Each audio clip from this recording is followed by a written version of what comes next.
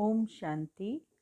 बाबा कहते, बच्चे तुम सत्य बाप से सत्य कथा सुनते हो और सतगुरु तुम्हें श्रीमत देते हैं कि बच्चे देह सहित देह के सर्व संबंधों का त्याग कर एक परमात्मा की स्मृति में रहो, तभी तुम्हारी गति सद्गति होगी। 3 तारीख की वाणी है। मीठे बच्चे, तुम सच्चे सच्चे सत्य बाप से सत्य कथा सुनकर नर से नारायण बनते हो। तुम्हें 21 जन्मों के लिए बेहद के बाप से वर्षा मिल जाता है। प्रश्न है, बाप की किस आज्ञा को पालन करने वाले बच्चे ही पारस बुद्धि बनते हैं? उत्तर है, बाप की आज्ञा है देह के सब संबंधों को भूलकर बाप को और राजाई को याद करो। यही सद्गति के लिए सतगुरु की श्रीमत है। जो इस श्रीमत को पालन करते अर्थात देही अभिमानी बनते हैं, वही पारस बुद्धि बनते हैं। गीत बजा है, आज अंधेरे में है हम इंसान, ज्ञान का सूरज चमका दे भगवान। ओम शांति। यह कलयुगी दुनिया है, सब अंधेरे में है। यही भारत सोझरे में था। जब यह भारत स्वर्ग था, यही भारतवासी जो अब अपने को हिंदू कहलाते हैं, यह असुल देवी देवता थे। भारतवासी स्वर्गवासी थे। जब कोई धर्म नहीं था, एक ही धर्म था।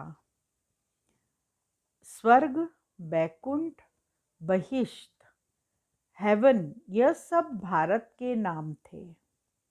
भारत प्राचीन पवित्र बहुत बहुत धनवान था। अभी तो भारत कंगाल है, क्योंकि अब कलयुग है। वह सतयुग था। तुम सब भारतवासी हो। तुम जानते हो हम अंधियारे में हैं। जब स्वर्ग में थे तो सोझरे में थे। स्वर्ग के राजा राजेश्वर, राज राजेश्वरी लक्ष्मी नारायण थे। उनको सुखधाम कहा जाता है। नए नए आते हैं तो बाप फिर समझाते हैं। बाप से ही तुमको स्वर्ग का वर्षा लेना है। जिसको जीवन मुक्ति कहा जाता है, अभी सब जीवन बंध में है। खास भारत, आम दुनिया रावण की जेल शोक वाटिका में है। ऐसे नहीं कि रावण सिर्फ लंका में था और राम भारत में था और उसने आकर सीता चुराई। यह सब है दंत कथाएं। गीता है मुख्य, सर्व शास्त्रों में शिरोमणि श्रीमत अर्थात भगवान की सुनाई हुई गीता। मनुष्य तो कोई की सद्गति कर नहीं सकते। सतयुग में थे जीवन मुक्त देवी देवताएं, जिन्होंने यह वर्षा कलयुग अंत में पाया था। भारत को यह पता नहीं था, न कोई शास्त्र में है। शास्त्र तो सब हैं भक्ति मार्ग के लिए। वह सब भक्ति मार्ग का ज्ञान है। सद्गति मार्ग का ज्ञान मनुष्य मात्र में है नहीं। बाबा कहते हैं कि मनुष्य मनुष्य के गुरु बन नहीं सकते। गुरु कोई सद्गति दे नहीं सकते। वह गुरु कहेंगे भक्ति करो, दान पुण्य करो। भक्ति द्वापर से चली आई है। सतयुग त्रेता में है ज्ञान की प्रालब्ध। ऐसे नहीं, वहाँ यह ज्ञान चला आता है।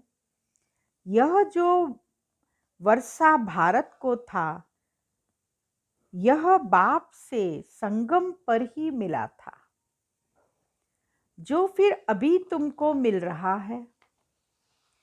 भारतवासी नरकवासी महान दुखी बन जाते हैं, तब पुकारते हैं, तब बुलाते हैं भगवान को, हे पतित पावन दुख हरता सुख करता, किसका? सर्व का, क्योंकि खास भारत दुनिया आम में 5 विकार हैं ही हैं। बाप है पतित पावन।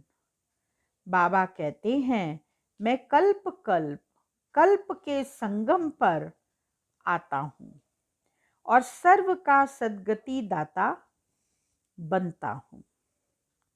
अबलाओं, अहिलाओं, गणिकाओं आदि गुरु लोग जो हैं, उनका भी उद्धार मुझे करना है, क्योंकि यह तो है ही पतित दुनिया।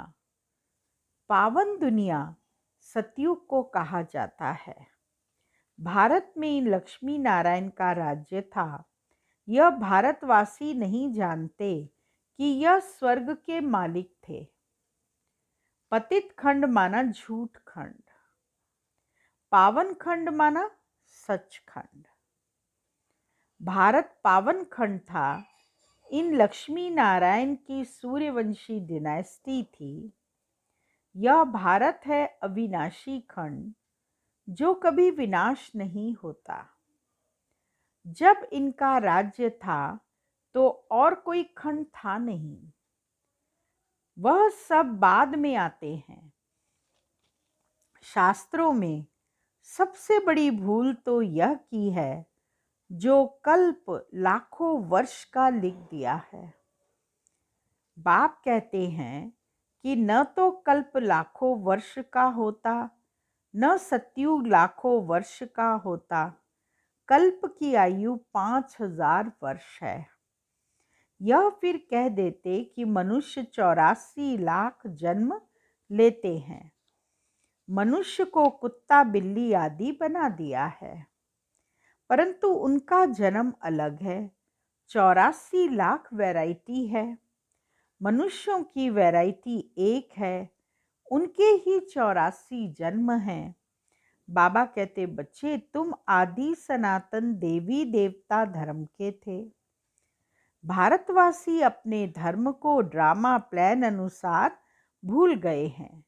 कलयुग अंत में बिल्कुल पतित बन पड़े हैं। फिर बाप आकर संगम पर पावन बनाते हैं।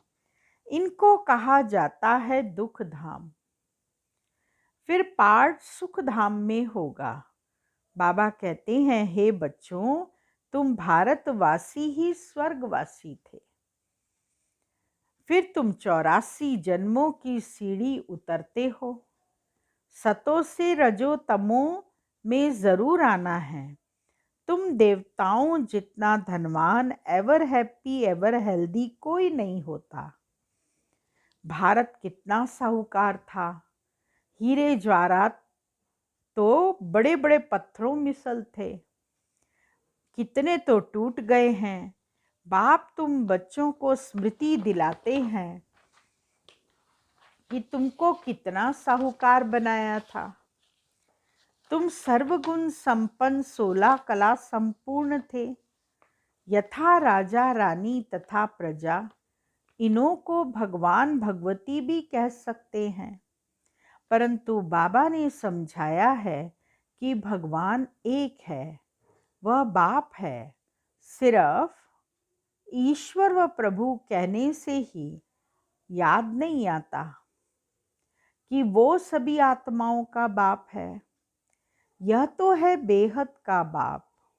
वह समझाते हैं कि भारतवासी तुम जयंती मनाते हो, परंतु असल में बाप कब आए थे वह कोई भी नहीं जानते हैं।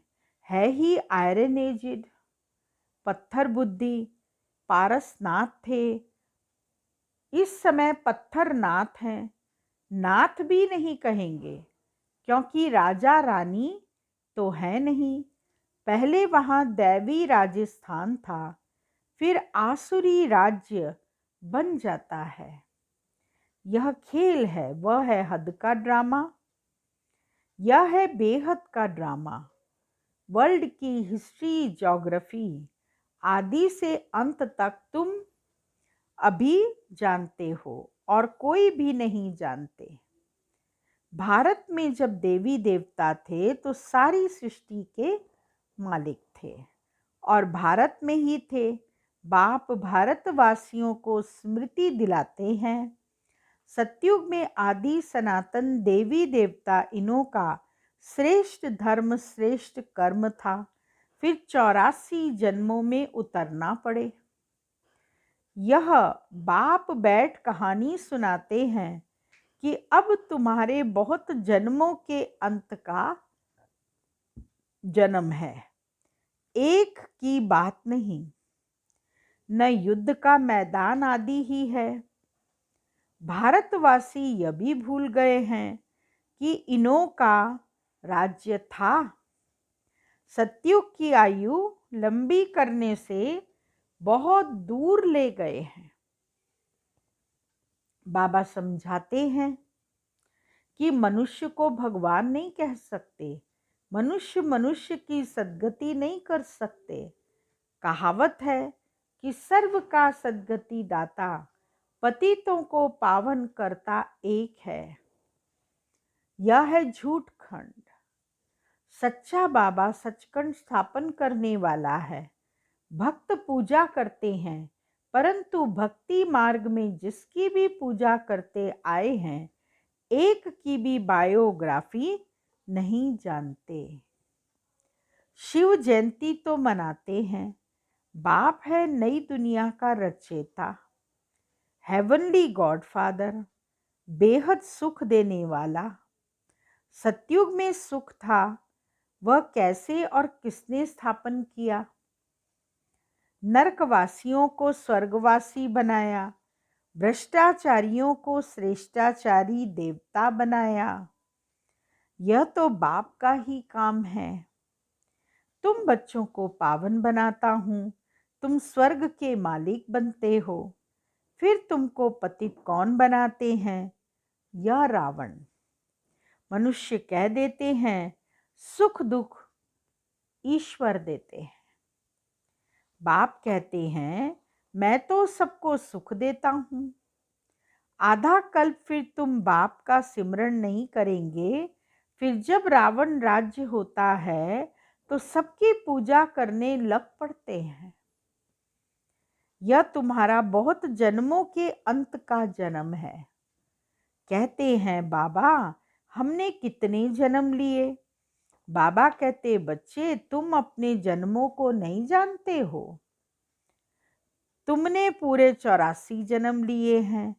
तुम 21 जन्म के लिए बेहद के बाप से वर्षा लेने आए हो, अर्थात सच्चे सच्चे सत्य बाबा से सत्य कथा, नर से नारायण बनने का ज्ञान सुनते हो। यह है ज्ञान, वह है भक्ति। यह स्पिरिचुअल नॉलेज सुप्रीम रू आकर देते हैं। बच्चों को देही अभिमानी बनना पड़े। अपने को आत्मा निश्चय कर मामेकम याद करो। शिव बाबा तो सभी आत्माओं का बाप है। आत्माएं सब परम धाम से पार्ट बजाने आती हैं शरीर में। इसको कर्म क्षेत्र कहा जाता है। बड़ा भारी खेल है। आत्मा में बुरे व अच्छे संस्कार रहते हैं। जिस अनुसार ही मनुष्य को जन्म मिलता है, अच्छा व बुरा, यह जो पावन था अभी पतित है। तत्वम। मुझ बाप को इस पराये रावण की दुनिया पतित शरीर में आना पड़ता है। आना भी उसमें है जो पहले नंबर में जाना है। सूर्यवंशी ही पूरे 84 जन्म लेते हैं। यह है ब्रह्मा और ब्राह्मण। बाबा समझाते हैं रोज, लेकिन पत्थर बुद्धि को पारस बुद्धि बनाना मासी का घर नहीं है। है। हे आत्माएं, अब क्या बनना है? देही अभिमानी बनो। हे आत्माएं, एक बाप को याद करो और राजाई को याद करो। देह के संबंधों को छोड़ो तो पारस बुद्धि बन जाएंगी। मरना तो सबको है, सबकी अब वानप्रस्थ अवस्था है। एक सतगुरु बिगर सर्व का सद्गति दाता कोई हो नहीं सकता। बाबा कहते हैं, हे भारतवासी बच्चों, तुम पहले पारस बुद्धि थे। गाया हुआ है कि आत्मा परमात्मा अलग रहे बहुकाल। सुंदर मेला जब लगा, जब सतगुरु मिला दलाल। तो पहले पहले तुम भारतवासी देवी देवता धर्म वाले आए हो और धर्म वाले पीछे आए हैं, तो उन्हों के जन्म भी थोड़े होते हैं। सारा सृष्टि का झाड़ कैसे फिरता है, यह बाप बैठ समझाते हैं। जो धारणा कर सकते हैं उनके लिए बहुत सहज है। आत्मा धारणा करती है। पुण्य आत्मा और पाप आत्मा तो आत्मा बनती है। तुम्हारा अंतिम 84वां जन्म है।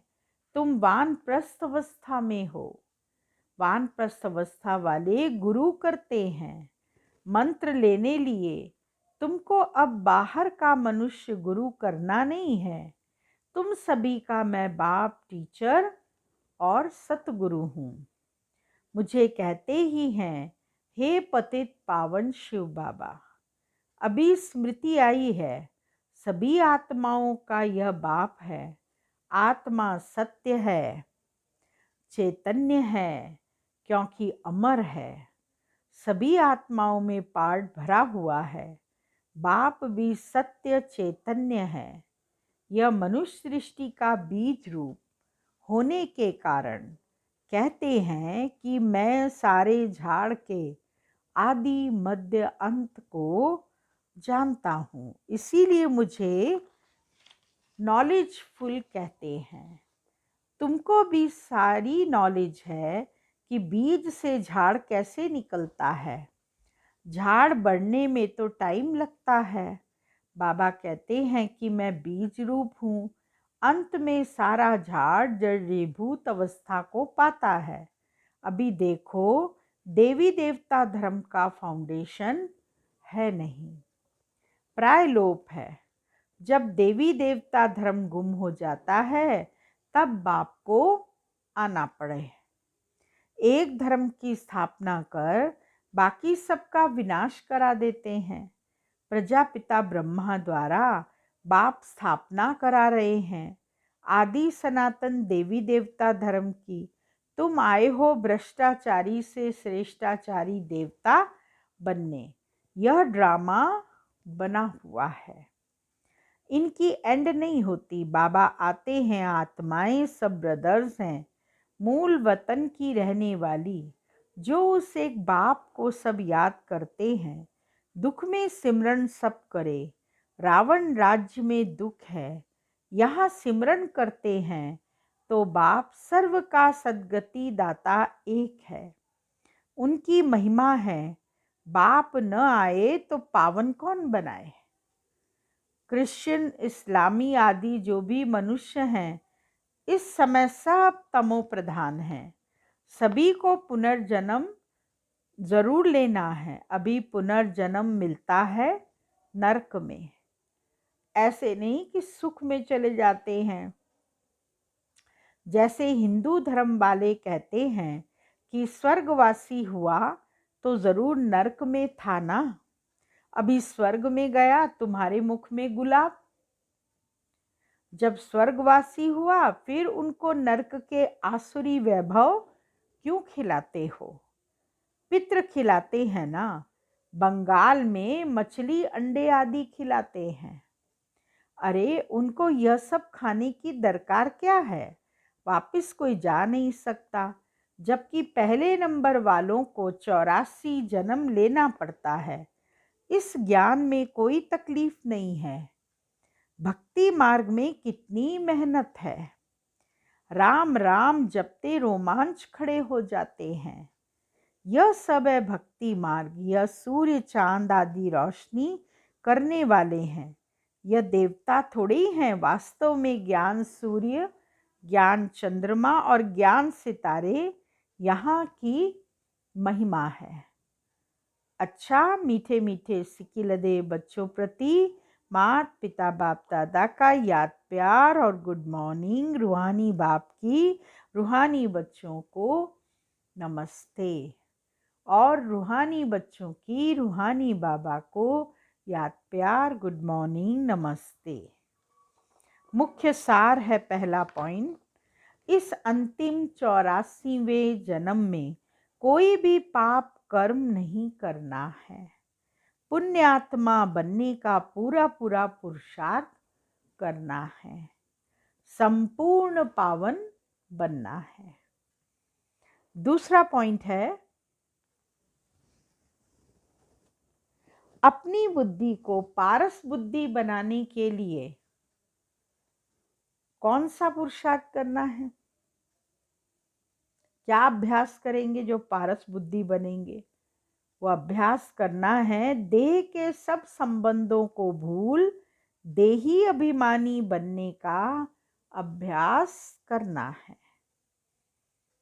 वरदान है, कंपनी और कंपेनियन को समझकर साथ निभाने वाले श्रेष्ठ भाग्यवान भव। ड्रामा के भाग्य प्रमाण आप थोड़ी सी आत्माएं हो जिन्हें सर्व प्राप्ति कराने वाले श्रेष्ठ ब्राह्मणों की कंपनी मिली है। सच्चे ब्राह्मणों की कंपनी चढ़ती कला वाली होती है। वे कभी ऐसी कंपनी नहीं करेंगे जो ठहरती कला में ले जाए। जो सदा श्रेष्ठ कंपनी में रहते और एक बाप को अपना कंपेनियन बनाकर उनसे ही प्रीत की रीत निभाते हैं, वही श्रेष्ठ भाग्यवान है। स्लोगन, मन और बुद्धि को एक ही पावरफुल स्थिति में स्थित करना, यही एकांतवासी बनना है।